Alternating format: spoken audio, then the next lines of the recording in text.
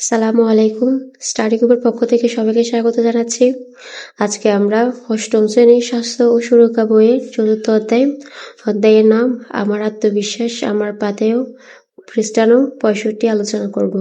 তাহলে চলো আমরা মূল বইয়ের ৬৫ পৃষ্ঠায় চলে যাই। দেখো ৬৫ পৃষ্ঠায় বড় একটা ছক রয়েছে, আজকে এটাই আলোচনা করব। তাহলে চলো। আমার মানসিক চাপ ব্যবস্থাপনার কৌশল, আজকে আমরা এটাই সলভ করব। ১ নম্বরে দেখো, মেডিটেশন করি, এটি আমাদের মনকে শিথিল করে এবং চাপ কমায়। ২ পুষ্টিকর ও সুষম খাবার খাই। ৩ ধর্মীয় কাজে মনোনিবেশ করি, সৃষ্টিকর্তার কাছে সাহায্য চাই। ৪ সৃজনশীল ও কর্মঠ হয়ে ওঠার চেষ্টায় থাকি। ৫ আত্মবিশ্বাসী হয়ে ওঠার চেষ্টা করি।